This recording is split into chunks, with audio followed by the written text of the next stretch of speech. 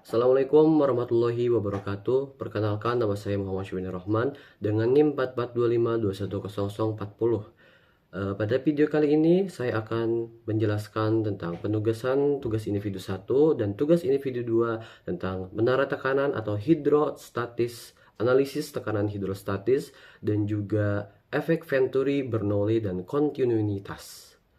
Selamat menyaksikan. Oke, kita langsung aja masuk ke prakteknya ya. Kita mau lihat gimana sih konsep-konsep ini beneran jalan di dunia nyata, bukan cuma jadi rumus di buku catatan.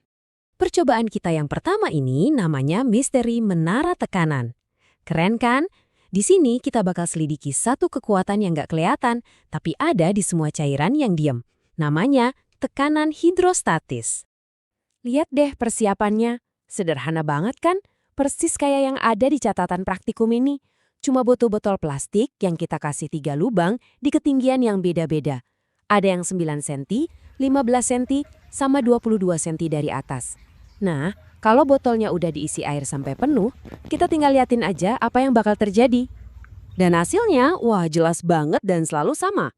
Air dari lubang yang paling bawah itu muncratnya paling jauh, bisa sampai 21 cm. Terus yang tengah cuma 18 cm, dan yang paling atas lebih dekat lagi, 14 cm. Nah, pertanyaannya, kenapa bisa beda-beda gitu ya kekuatan pancarannya?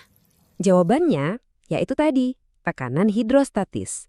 Gampangnya gini deh, bayangin tiap lapisan air itu punya berat.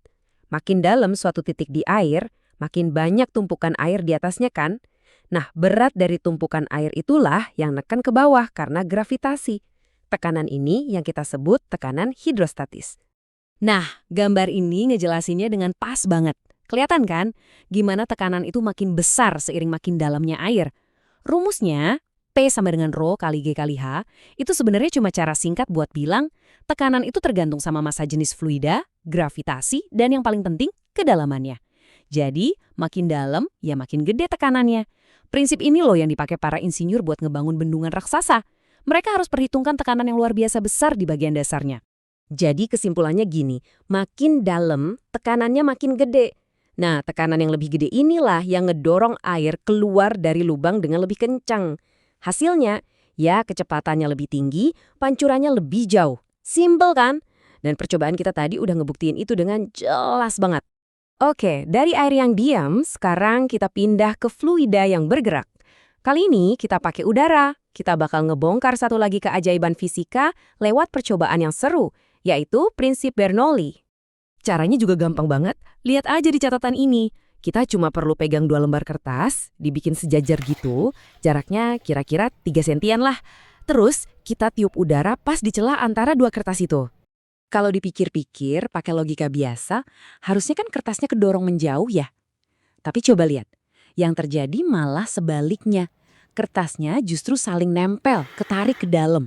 Aneh kan? Nah, fenomena yang kayak sulap ini sebenarnya nunjukin 2 prinsip fisika keren yang lagi kerja barengan. Penjelasan pertamanya datang dari persamaan kontinuitas. Gini deh, pas kita niup udara ke celah sempit di antara kertas, udaranya kan dipaksa lewat ruang yang lebih kecil. Supaya semua udara itu bisa lewat, ya dia harus gerak lebih cepat. Sama kayak kita nyiram pakai selang, terus ujungnya kita pencet pakai jempol.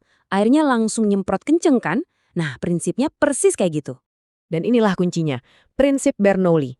Jadi Bernoulli ini nemuin kalau dalam fluida yang bergerak, kecepatan sama tekanan itu hubungannya kebalik. Artinya, pas udara di antara kertas tadi geraknya super cepat, tekanannya malah jadi jauh lebih rendah.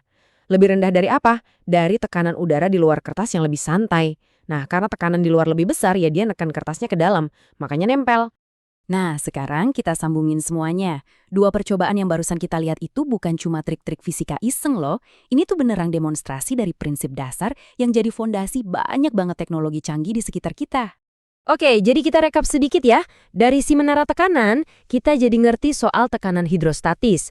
Terus, dari percobaan kertas, kita ngeliat langsung cara kerja persamaan kontinuitas sama prinsip Bernoulli. Tapi yang paling penting, kita jadi tahu kalau percobaan sederhana pun bisa banget ngebuktiin hukum-hukum alami yang fundamental.